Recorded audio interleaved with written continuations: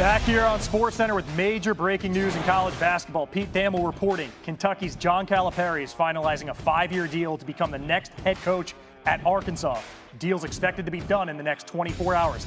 Calipari's second highest paid coach in the country at Kentucky, more than $8.5 million a year. Arkansas is believed to have offered Ole Miss's Chris Beard in the neighborhood of $5 million after Eric Musselman left town. Our Sean Farnham joins us now from the Final Four in Glendale. Sean, what's your immediate reaction to this major news in college basketball? I think it's shocking just based on what we've heard and what we saw going over the last couple of days of who was interested in the Arkansas job. And you look at Coach Cal, I mean, he is as cut through as a hire as you could possibly make.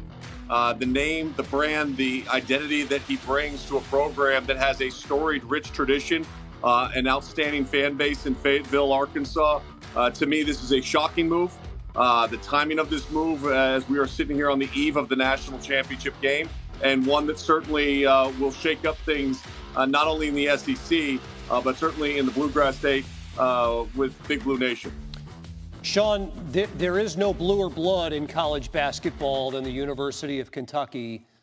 Why leave if you're John Calipari? I think a lot of it, KC, has to do with the fact that the lack of tournament success in the last couple of seasons, the crowd, the fan base, and how they've responded. The expectation level of Kentucky, they're happy that there's many pros, but they care a lot about those banners that have the numbers on it for winning national championships. And the standard of that program has been elevated because of John Calipari and the job that he has done with that time where your success has started to become something that's used against you, and the identity of one and dones and trying to win in this got a little upset about how things have kind of been going over the last couple of years. And I think for Coach Calipari, he knows that he can still get it done. An opportunity to get a fresh start at a new program might benefit both programs. Sean, you touched on it. Let me dig deeper here. Kentucky lost in the first round of this tournament to Oakland. They were knocked out of the second round of last year's tournament. 3 years ago, they lost in the first round to St. Peter's. They did not make the tournament in 2021. 2020 was the COVID year. In as neutral a way as possible, I want to ask this question. Why would Arkansas want John Calipari? Well, he elevates the program with his elite level recruiting. I think that it's going, that fan base and the passion that they have for their team.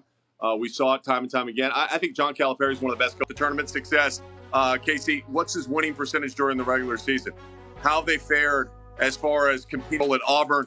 But John Calipari in Kentucky were consistently a top 25 program and consistently pumping up some of the best players in the country year in and year out. Arkansas gets that kind of momentum and that kind of traction. I think John Calipari is built to get back to a Final Four again. We want to look at a lack of tournament success and judge somebody solely based on that. I think that we are doing a disservice. I mean, look at Matt Painter a year ago and Matt Painter's record over the last couple of years and how that looked in the NCAA tournament. And tomorrow night, he's got an opportunity to win a championship as the Boilermakers get set to take on UConn.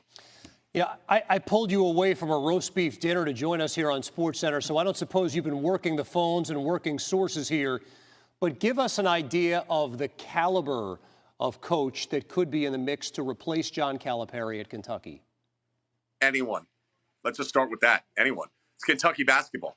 I mean, you talk about blue blood programs. It's Kansas, it's Duke, it's North Carolina, it's Kentucky. Those brands and what they bring will capture anybody's attention. I think there's an interesting fallout could we see a carousel just within the SEC? I think with what Nate Oates has been able to accomplish at Alabama, his style of play, I think, would be very appeasing to the fan base in Lexington. Obviously, this is going off of no knowledge. I've not talked to Nate Oates about any aspect of this, but I think that's the kind of coach you're going to be able to go get. You're probably going to make a call to Jay Wright. I don't see any way that Jay Wright gets back into coaching. I don't. I talked to him last year in August. I think he's very happy with what he's doing and where he's at in his life right now. Would not be surprised if they reached out to somebody like Scott Drew at Baylor, seeing how he constructed that program and brought it back from where it was to where that program has become. I think those are names that will be very interesting for Big Blue Nation fans over the next couple of days, maybe week or two. But I expect Kentucky to move really fast on this. You know, John Calipari has 6 top 100 recruits signed to Kentucky right now? How many of those are going to decommit? How many of those will follow him to Arkansas? How many of those will stay and wait and see who the new coach is going to be at Kentucky? All of those points are incredible on a night where there are seismic shockwaves in college basketball. John Calipari finalizing a deal to become the next head coach at Arkansas. Sean Farnham, great insight. Thanks for the time tonight. No worries, Casey. Well, Arkansas hopes Calipari's consistency, at least in the early part of his Kentucky tenure, can travel the 700 miles west from Lexington to Fayetteville. Only Duke and KU have won more NCAA tournament games than. The reason I came back is playing games like these. One more step down Redemption Road. The Boilermakers are in the title game for the first time since 1969. Everyone came to UConn to try to be a part of history, and we're one step closer to our goal. UConn can see history. One win away from a repeat national championship. It'll be UConn and Purdue, the two best teams all year long. Double-digit wins in both of Saturday's semifinals confirmed that statement. 1 year after losing to a 16 seed in the first round, Purdue and Zach Edey are one win from a first title in 55 years. UConn looks to be the first repeat champ since 2007. Coaches Dan Hurley and Matt Pinner speak with Reese Davis on the eve of this year's title game. How do you describe what this opportunity means to Purdue in general? I think it means a lot to our fans. Obviously, when you haven't been to a Final Four since 1980. You better jump on the train because Purdue is headed to the national championship game. We've had success in the NCAA tournament, but we've also had disappointments. We've gotten in position a couple times, so I think that angst really comes from not being able to kind of get there and get the job done. The Huskies are headed back to the national championship game to defend their title. This team is making something that's extraordinarily hard to do look easy. How? I don't know. I mean, we go back, the coaches, and kind of look at each other in the coaches' locker room after these games, and it's like, how is this happening? We play as hard or harder than any team in the country, and then these guys do an incredible job preparing for each opponent, respecting the heck out of them.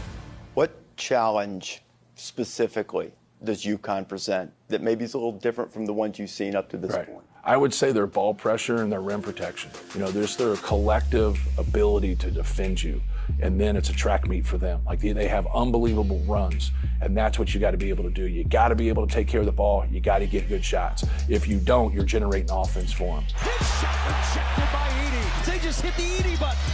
There's no more high-profile player in the game than Zach Edey. What are your initial impressions preparing for him? I've not seen a player like him. I've not coached against a player like him. Obviously, it's an exciting matchup. It's a true clash of the Giants or the Titans. Obviously, it's critical to keep Donovan out of foul trouble. There's going to be some battles that he's going to have to be willing to lose so that we don't lose the war in the end. What do you think it would mean to your team to cut down those nets Monday night? Oh, it'd be unbelievable because we were lower than low. For just the second time ever, a 16 beats a 1. Here we fight and we get to be a 1 seed, and then that happens to us. But, all of our guys, me included, we sat in it. And we had to sit in it, and we had to own it. So to be able to flip it and do what Virginia did and then go win it, like that would mean so much to all of our guys and so much to our program. And maybe you get to topple.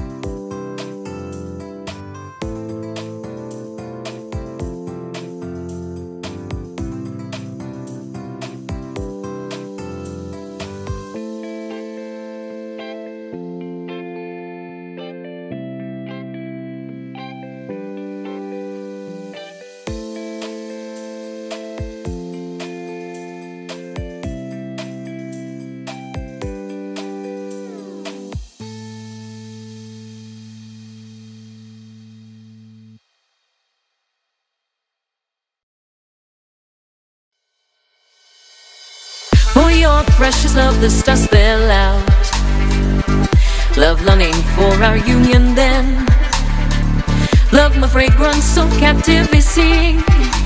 You close to me, I lose myself. Never thought I would find love like this. Never thought I would be waiting. Move your body, let your spirit soar. Ella, your atom, move your body.